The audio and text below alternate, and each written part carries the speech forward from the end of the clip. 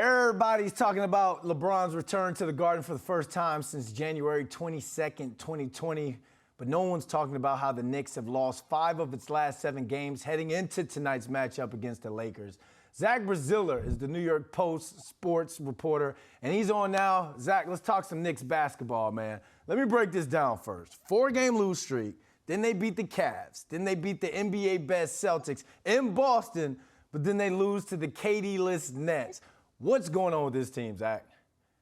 It's been the story of really their season. You know, they win 8 in a row. They lose 5 in a row. They win 4 in a row. They lose 4 in a row. I mean, they're an incredibly streaky team that at its best has shown they could beat anyone, but, you know, has shown they can lose to anyone. And look, they've gotten off to a nice start with this tough schedule they have coming up. Beating the Cavs and the Celtics were really nice wins, but then the Nets, they basically didn't show up for the first 30 minutes, dug themselves a 20-point hole, nearly came back and made it, a chance to win at the end, and then Kyrie, buried them in the fourth quarter. But it's basically been who they are all year. They're a team of extremes. They go one way and then they go another way, and we'll see if they can now head back in the right direction tonight. All right, you talked about how Kyrie buried them in the fourth. Kyrie's old BFF, LeBron James, is heading into the Garden tonight. How can they bounce back? Talking about the Knicks, how can they bounce back after that loss to the Nets? Yeah, it's really just about playing 48 minutes and playing well early. And, we saw it against the Cavs and the Celtics. They played very well for, 48 minutes, and they won both those games. It's clearly a very capable team. But it's also a team that's known to, sometimes start poorly. It's known to sometimes have bad third quarters. The Lakers are under 500. They're not a great team. I know AD has been out a while. He's back. LeBron obviously is having a fantastic year. I think it's gonna be a fun night at the Garden. Like you said, LeBron's first game here in 3 years. Ticket prices are through the roof. Knicks are, playing well for the most part. They're right in the playoff mix.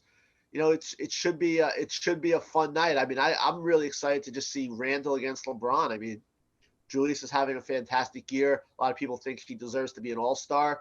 And then you got LeBron, who at the age of 38 is still absolutely, a force. And it's pretty remarkable how good he still is. I think it's going to be a lot of fun tonight. All right, let's go Zach to school. New York Post sports reporter Zach Braziller highlights some of the basketball programs and teams whose stock is rising and whose stock is falling. Let's start out in Nebraska before we get into the local teams. You've got an article out, or you mentioned Creighton. You wrote, "Ignore the mediocre record. Creighton is healthy and looking every bit like the Final Four contender it was pegged as this preseason." You want us to keep our eyes on Creighton? Why, Zach? I mean, look, this was a team, they were ranked 9th in the preseason. They were a Final Four contender, or at least a lot of people thought they were a Final Four contender for the year. They had some big-time struggles in November, December. Their elite center, Ryan Kalkbrenner, missed 3 games. But lately, they look like a team that could definitely go deep in March. They have really good guard play. They're a much better defensive team than they typically are. The big guy, Kalkbrenner, has been fantastic. He leads the nation in field goal percentage. He leads the Big East in shot and block shots. In a wide-open season, you're going to see teams like coming out of the bracket that you're not going to expect. There are no favorites. There isn't one team in the country that if you told me they didn't make the Sweet 16, I'd be surprised. And then you're going to have a team like an 8 or 9 seed, like Creighton probably will be, that's going to pull some upsets. And I'm high on them. They nearly beat national champion Kansas in the second round last year. I think this is a team that could very well make Houston and reach the Final Four. All right, let me start my bracket right now and put Creighton down. Well, let's bring it back to New York. You gave some love to Fordham as well. You really think that they're a team that can shake things up come March and April? I think they're a team that can maybe do some damage in the Atlantic 10 tournament. Look, Fordham has obviously been a program that has struggled for what feels like forever. They had a nice year under Kyle Neptune last year. Then he leaves for Villanova, and they smartly decided to elevate his top assistant, Keith Ergo. And now this year, Fordham is 17-4. They're 6-2 in the A-10. It's the best start through 8 games in conference play for them in 16 years. And look, it's all about kind of building for Fordham. in terms of making the tournament, they're going to have to win the Atlantic 10 tournament. The Atlantic 10 is a one-bid league this year. It's, a long way to go. But for a program that really hasn't had much success, any success is significant.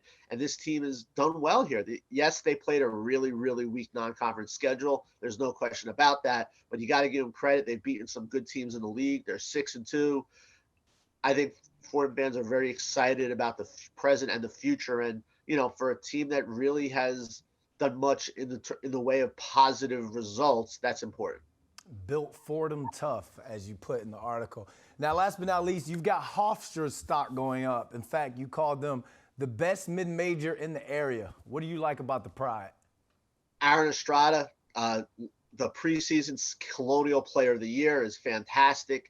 He's a big-time scorer. He's a big-time distributor. They can really shoot the ball. They just ended College of Charleston's 20-game win streak. Charleston was one of the great stories so far this season, ranked 18th in the country. Hofstra is now only one game out of the CAA lead. Speedy Claxton, who was a star at Hofstra, took over last year, and they had a nice year before, having a very poor showing in the conference tournament. But I think they have more balance than they had last year. They're too dependent on Estrada. And when you get to March, teams are going to look to take, your star away. And you need other guys to step up. And they have that a little bit this year. Juan Carlos has been a really nice addition for them, and he's kind of emerged as another very good guard. They have a team that's got a shot to maybe get to March. Look, it's going to be tough. They're going to have to get through Charleston again in the conference tournament, but there's no doubt in my mind Hofstra's the best mid-major. They've had a very strong season. They beat Iona, another one of the quality mid-majors in this area.